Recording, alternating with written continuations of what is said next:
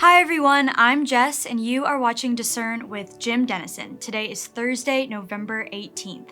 Hi Jim, good to be with you. Good to be with you as well, Jess. Thanks for the privilege.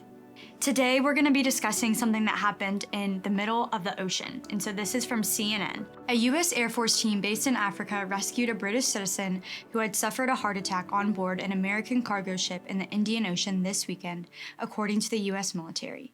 The Warfighting Recovery Network received an urgent request on Saturday for a mariner experiencing symptoms of a heart attack on a U.S.-flagged cargo ship, about 500 nautical miles off the coast of Kenya, a press release from U.S. Africa Command said. After the urgent call came in, a team of 5 U.S. Air Force pararescuemen were deployed. They flew an aircraft to reach the man on the ship in the middle of the ocean.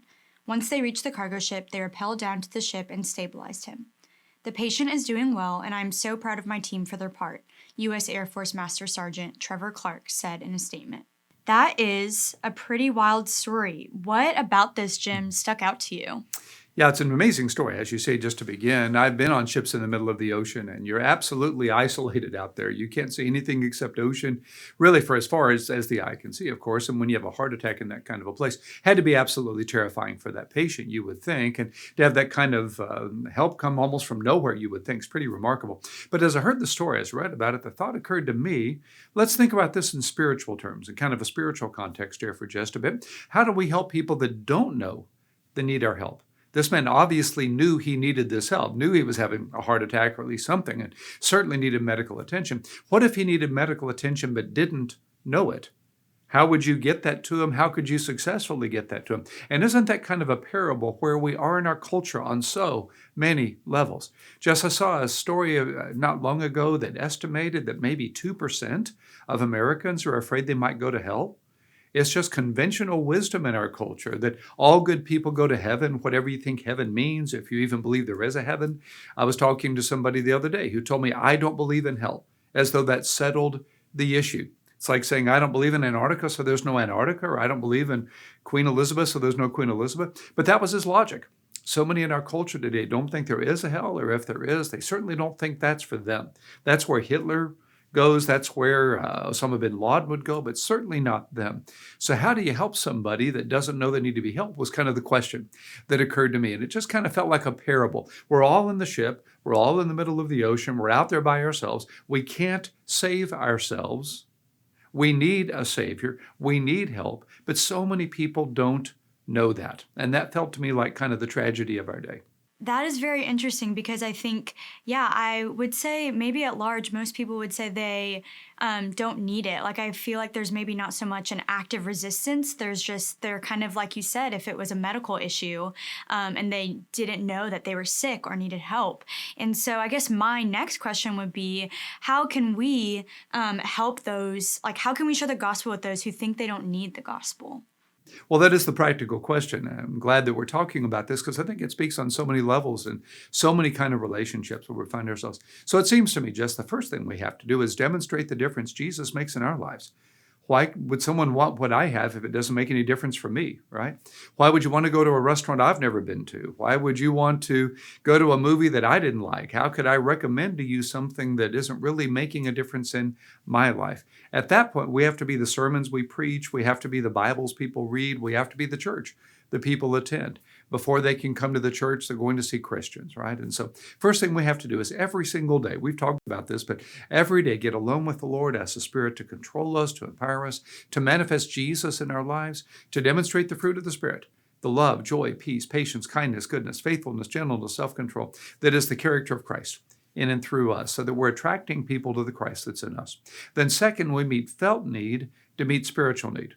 We demonstrate the relevance of our faith to their needs, to their lives. They may not believe they need the gospel. They may not believe that they need to be saved, that they need their sins to be forgiven, but they need companionship. They'll need friendship. They'll need relationship on some level. There may be some financial need or emotional need or a relational need in their families that we can speak to and demonstrate the relevance of our faith to their lives. Not just the relevance of our faith to us, but the relevance of our faith to them. It's the woman in John 4 that comes for water. So Jesus starts with water and leads her to living water. You think of Acts 3, where the Lord healed the man physically and then healed him spiritually. Jesus opening the blind man's eyes in John 9 and then healing his soul. So we're looking for ways. We're walking through the day saying, Lord, where could I meet need? Where could I help? Where could I touch hurt? Matthew 25.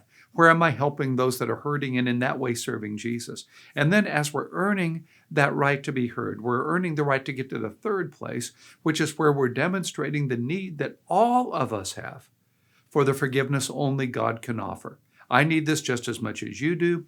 I need it just like the person on the ship. We all are in need of this. So we're explaining the logic of this very, very briefly. We've all made mistakes. I think we'd all agree with that.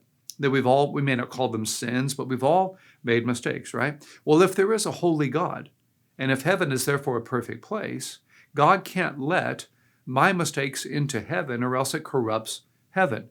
It's like when I'm visiting someone in a sterile hospital room after a bone marrow transplant, and I've got to wash my hands and my face and put on sterile garb, or my germs will infect that place and endanger the patient. God can't let my sin, my mistakes into his perfect paradise. They have to be forgiven. He has to relieve me of those. He has to forgive me for those. And that's what I need God to do. I need God to forgive my sins. I can't forgive myself. You can't forgive my sins. Only God can do that. And so the gospel is the good news that God will do that if we'll simply ask him to. But we have to ask. It's like a Christmas present that has to be opened. So I'm not saying I'm better than you. I'm not saying that I need salvation any less than you do. I'm just explaining the logic of why all of us need what only Jesus can give us. And so, but you have to earn the right to share that, I think. So I'm showing you the gospel works in my life. I'm showing you how it's practical in your life. And then I'm explaining why you need what Jesus offers you by faith. And it's that relationship that earns the right, I think, to explain the necessity of the gospel today. It's like it's not our job to make sure that they receive it or, are saved. That's not our role, is to rescue them. We've just been tasked with the message and what to say. But I liked just what you said of the relational aspect of it and building that over time. I think is so great. And then finally, what does this say about God? Just like thinking about this story and all the things that you've said, what does this say about God? Yeah, and I love what you said a moment ago. It's not our job to rescue them. It's kind of like we're on the ship with them, right?